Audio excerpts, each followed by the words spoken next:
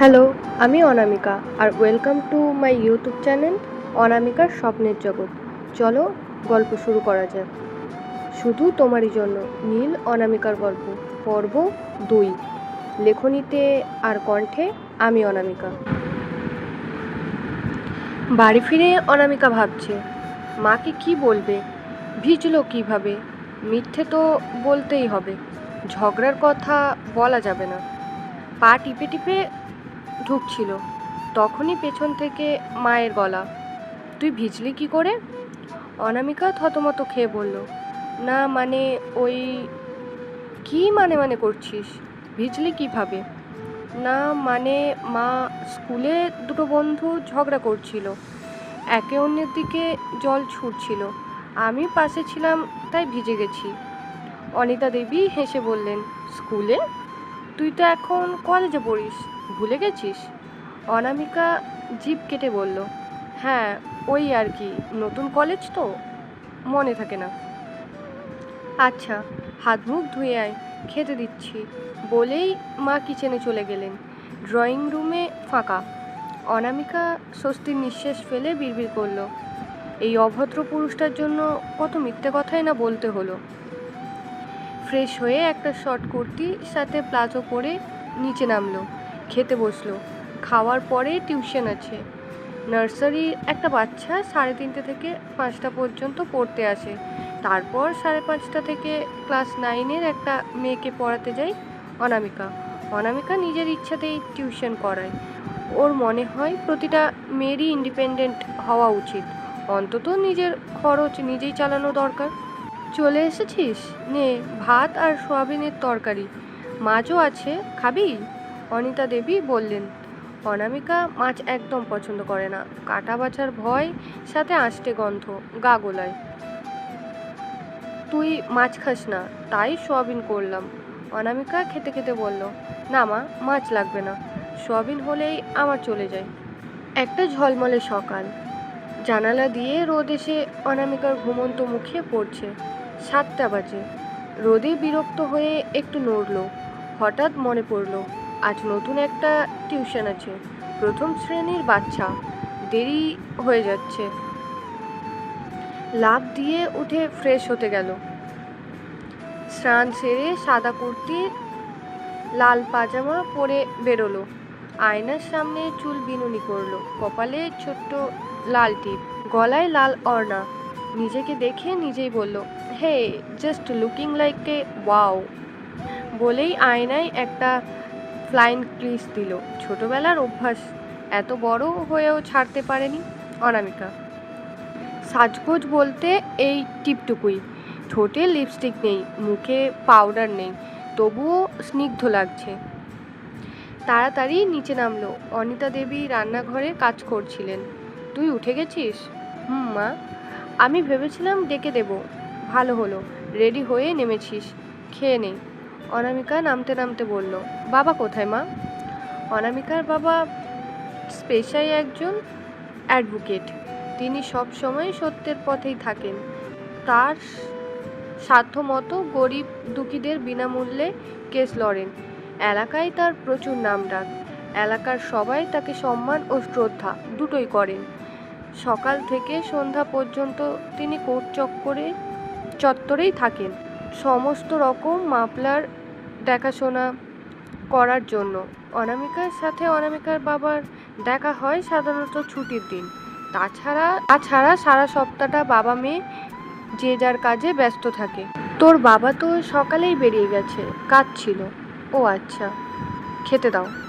গরম ভাত আর ডিমের তরকারি দিয়ে খেয়ে অনামিকা বেরিয়ে পড়ল। প্রথম দিন, লেট করা যাবে না। রিক্সা নিল, প্রায় 10 মিনিটের মাথায় পৌঁছে গেল। ভাড়া মিটিয়ে রাস্তায় দাঁড়িয়ে ভাবল, দত্তদের বাড়িটা কোনটা? এক মহিলা যাচ্ছিলেন। অনামিকা জিজ্ঞেস করলো, কাকিমা, এখানে দত্তদের বাড়িটা কোনটা? দত্তদের বাড়ি ওই তো সামনে গিয়ে মোড়ের 2 নম্বর বাড়িটা। ধন্যবাদ কাকিমা। অনামিকা এগিয়ে গিয়ে দোতলা আকাশি রঙের বাড়িটার সামনে দাঁড়ালো। সামনে ফুলের বাগান, এই বাড়িটাই হবে। কলিং বেল বাজালো, 2বার বাজতেই মালতী দেবী দরজা খুললেন। মোটা সোটা, মাঝবয়সী, হাতে জল আঁচলে মুছতে মুছতে বললেন, কাকে চাই? এটা আয়ুষদের বাড়ি। আজ থেকে ওকে আমার পড়াতে আসার কথা ছিল। ও, তুমি জয়দেবদার মেয়ে? হ্যাঁ। ইস, বাইরে দাঁড় করিয়ে রেখেছি। এসো এসো, ভেতরে এসো। অনামিকা ভেতরে ঢুকলো। ঘরটা পরিপাটি গোছানো। ড্রয়িং রুমের সোফা, বড় টিভি, পাশেই কিচেন, মাঝখান দিয়ে দোতলায় ওঠার সিঁড়ি। বসো, চা আনি। না কাকিমা, লাগবে না। আয়ুষকে ডেকে দিন, পড়িয়েই কলেজে যাব। আয়ুষ ওপরে আছে, বাম দিকের ঘরটা ফাঁকা, ওখানেই পড়াও, সুবিধা হবে। ঠিক আছে, আমি ওপরে যাচ্ছি।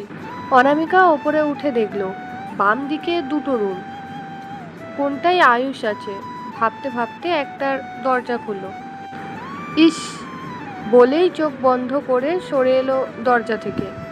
নীল সবে স্নান সেরে খালি গায়ে টাওয়েল পরে বেরিয়েছিল। দরজায় কাউকে দেখে ঘুরে তাকালো। এই বাড়িতে মালতী কাকিমা ছাড়া তো কোনো মেয়ে থাকে না। প্যান্ট পরে টি শার্ট গায়ে দিতে দিতে দরজার কাছে এলো। তুমি এখানে কি করছো? অনামিকা চোখ পিটপিট করে তাকিয়ে অবাক। আপনি এখানে কি করছেন? তখনই আয়ুষ দৌড়ে এলো। তোমরা দুজন দুজনকে চেনো? সরি। অনামিকা অবাক হয়ে বলল, মানে উনি তোমার কে হন? আমাদের বাড়িতে ভাড়াই থাকে, কিন্তু নীলদা আমার বেস্ট ফ্রেন্ড। আর তুমি তো আমার নিউ ম্যাম। কাল মা বলেছিল কেউ পড়াতে আসবে, তুমি সে? আমি তোমার নিউ ম্যাম। তুমি টিউশন পড়াও কেন? নীল ফোরন কাটলো। না, তা না, তুমি যা ঝগড়ুটে, তুমি আবার কাউকে পড়াতে পারো, এটা বিশ্বাস হয় না। অনামিকা রেগে বলল, এই যে শুনুন। বলুন। নীলের ভাব দেখে অনামিকার মেজাজ খারাপ হলো। ফালতু কথা বলবেন না। আয়ুষ আদো আদো গলায় বলল, তোমরা ঝগড়া করছো কেন? কে কার চকলেট খেয়ে নিয়েছে? অনামিকা আর নীল একসাথে বলল, কি? আমাদের ক্লাসে কেউ চকলেট খেলে ওরা এভাবেই ঝগড়া করে। তোমরাও কি চকলেট খেয়েছো? অনামিকা হেসে ফেলল। হাসার কি হলো? কেন, হাসতে পারমিশন লাগবে? দেখুন, আপনার সাথে ঝগড়া করার টাইম নেই, আমার কাজ আছে। আমি আপনার মতো ফালতু নই। বলেই আয়ুষের হাত ধরে পাশের রুমে চলে গেল অনামিকা। পেছন থেকে নীল চেঁচালো, কি বললে? আমি ফালতু? আমার কাজ নেই? অনামিকা না শোনার ভান করে ভেতরে ঢুকে পড়াতে বসলো। 8টা থেকে 9টা। প্রথম দিনে তাই চাপ দিল না। প্রথম দিনেই আয়ুষের সঙ্গে অনামিকার বন্ধুত্বপূর্ণ সম্পর্ক গড়ে উঠল। চলো, আজকের মতো তোমার ছুটি, কাল আবার আসবো। আচ্ছা ম্যাম। দাঁড়াও, তোমার জন্য একটা জিনিস এনেছি। আয়ুষের চোখ চকমক করে উঠল। কি ম্যাম? অনামিকা ব্যাগ হাতড়ে চকলেটটা বের করে এগিয়ে দিল। আসার পথে দোকান থেকে নেওয়া। এই নাও। চকলেটটা হাতে পেয়েই আয়ুষ লাফিয়ে উঠল। Thank you ma'am, you are so sweet. আচ্ছা, আমি তবে আসি। ব্যাগ কাঁধে তুলে অনামিকা বেরিয়ে এলো। সিঁড়ির দিকে পা বাড়াতেই ডান দিকের কিচেনে চোখ পড়ল। নীল দাঁড়িয়ে ব্রেকফাস্ট বানাচ্ছে। আচমকা কারোর উপস্থিতি টের পেয়ে সে মুখ তুলল। অনামিকা আগেই তাকিয়েছিল। দুজনের চোখে চোখ পড়ল। কি চাই? এভাবে তাকিয়েছ কেন? অনামিকা মেঝের দিকে চেয়ে বলল, কিছু না। আপনি এখানে ভাড়ায় থাকেন? কেন? আপনার নিজের বাড়ি নেই? নীল পাল্টা প্রশ্ন ছুড়ল। তুমি টিউশন করো কেন? তোমার বাবা নেই? অনামিকা চট করে মাথা তুলল। আছে, বাবা থাকবে না কেন? নীল পেঁয়াজ কাটতে কাটতে নির্বিকার গলায় বলল, তবে ইনকাম করো কেন? খরচ কি বাবা দেন না? বাবা আছে বলে নিজে রোজগার করা যাবে না? এটা কেমন কথা? নীল অনামিকার মুখের পানে শক্ত দৃষ্টিতে চেয়ে বলল, ঠিক তেমনই, আমারও নিজের বাড়ি আছে, তা বলে ভাড়া বাড়িতে থাকা যায় না? অনামিকা বিরক্তি ভরা কণ্ঠে বলল, ও সোজাভাবে বললেই তো হতো। হয়, নিজের বাড়ি আছে, এত পেঁচানোর কি আছে? যত সব। নীল ভ্রু কুঁচকে তাকালো। যত সব মানে? কিছু না, আপনার সঙ্গে কথা বলাটাই আমার ভুল। তোমাকে কে বলেছে আমার সাথে কথা বলতে? ওই সময় আয়ুষ দৌড়ে এসে বলল, তোমরা আবার ঝগড়া করতো? নীল হালকা হেসে বলল, দেখ না, তোর ম্যামটা কি ঝগড়ুটে ম্যাডাম একটা। আয়ুষ খিলখিল করে হেসে উঠল, ঝগড়ুটে ম্যাডাম, নাইস নেম। অনামিকা ফুঁসে উঠল, আর আপনি? অভদ্র পুরুষ, সব সময় মেয়েদের মতো পায়ে পা লাগিয়ে ঝগড়া করেন। নীল ভ্রু নাচালো, তার মানে মানছ মেয়েরাই পায়ে পা লাগিয়ে ঝগড়া করে? না, আপনার মতো ছেলেরাও করে। আমার সময় নেই, কলেজে লেট হচ্ছে। বলেই অনামিকা ঘুরে হাঁটা দিল। আয়ুষ পেছন থেকে চেঁচালো, ঝোকলুটে ম্যাডাম, তুমি কি নীলদার কলেজেই পড়ো? নীলদা, বাইকে চলে যাও, লেট হবে না।